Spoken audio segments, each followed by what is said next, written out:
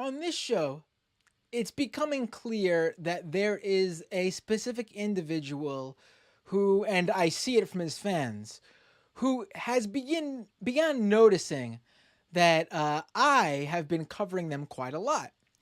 And that's the king of the groypers, Mr. America First, Nick Fuentes. And Nick Fuentes is a white nationalist.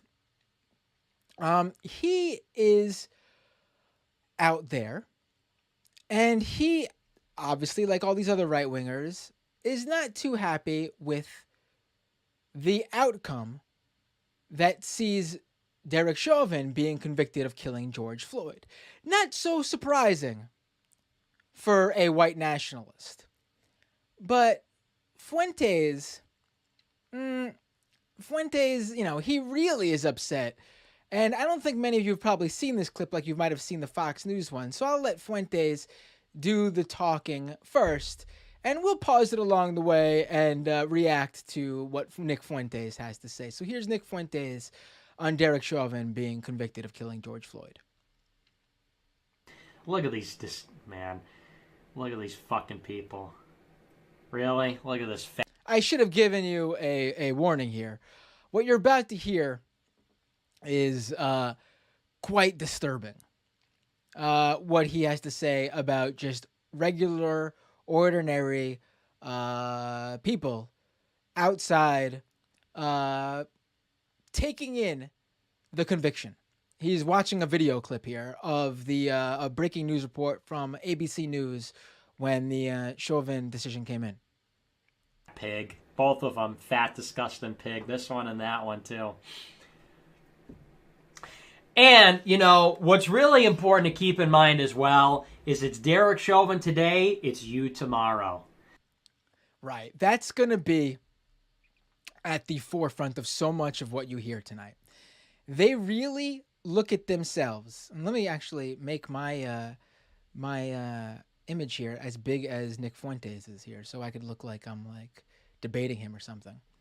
But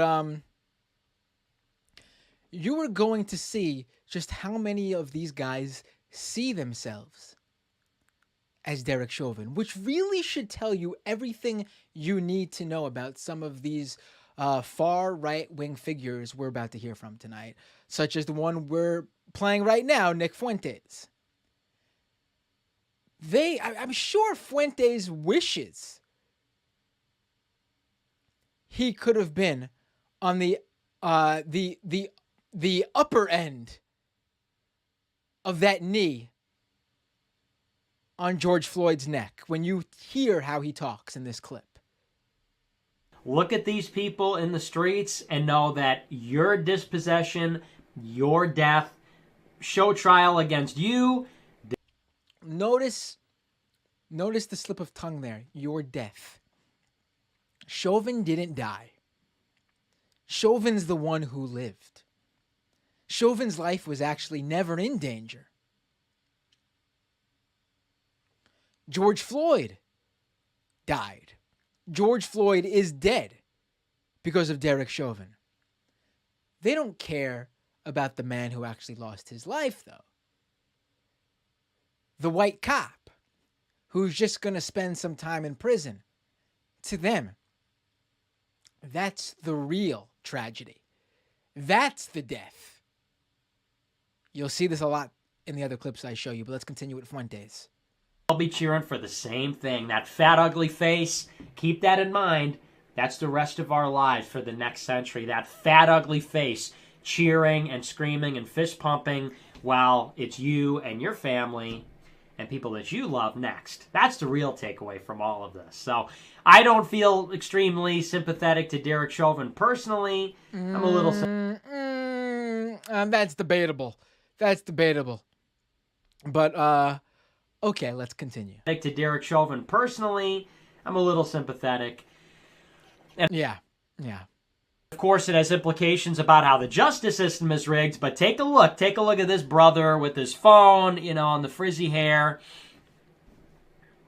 cheering over your dispossession next. And it's already happening. So dispossession now. More of this. More of this. White people obviously are not going to be rioting tonight. Although I don't know, maybe they should be. No, they shouldn't be. No, I'm not going to say that. Ah, not gonna say that. I'm not gonna play that. Uh, I mean, you can hear the disdain, and disdain's even putting it lightly. You could hear the absolute hatred this man has, and he's not like it's not like he's just viewing a clip and debating what someone has to say or refuting what someone has to say. We're not hearing an opinion about that basically uh, provides a the other end of the spectrum here. I mean, even if he was, even as a white nationalist, we're not hearing from Fuentes talking about, you know, what we're basically seeing is Nick Fuentes just basically shitting on how black people in this video he's watching look. I mean, you don't get any more overtly racist than that. I mean, really, just but what I want to focus on here, and the reason I took the clip to that point, was what he says right here. White people obviously are not going to be rioting tonight. Although I don't know, maybe they should be.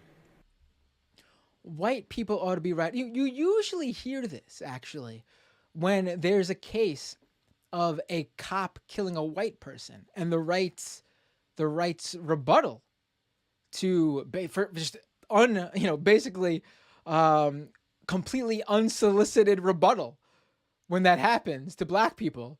Just basically, oh look, a white person killed by the police. You don't see us rioting in the streets. Well, I mean, you should. You should be angry when someone is killed by the police in a case where, especially in a case where the police kill an unarmed person. I mean, we just saw recently I forgot the young man's name, but the police killed a young white boy who was playing with an airsoft gun. I mean,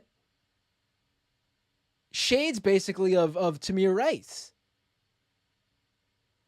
the young black boy who was shot and killed by police. Both instances, they just drove up and shot these two young boys. I mean, you should be angry when that happens. You should be disturbed. You should be pissed off. I can tell you right now, Black Lives Matter, the people who hit the streets protesting police brutality, I can tell you they're pissed off about those innocent white people who died at the hands of police. I've heard it from them. I've been on the streets with them. I've covered them. I've marched with them.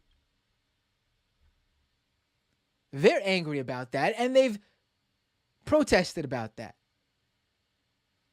But these guys see the damn Black Lives Matter, which, again, the point is that usually, at least when a cop kills, or when a white person is killed, I should say, there is some sort of, if not conviction, there is some sort of case, some sort of trial. There is some sort of consequence.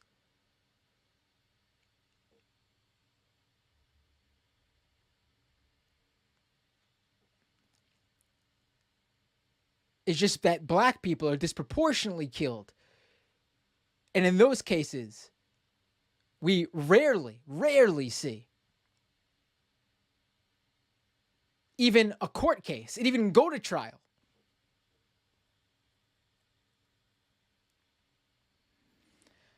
But notice how he goes from they should be on the streets protesting, Derek Chauvin being convicted. Just they truly view this guy as a martyr who died. He's going to jail. He's not even going to jail for life.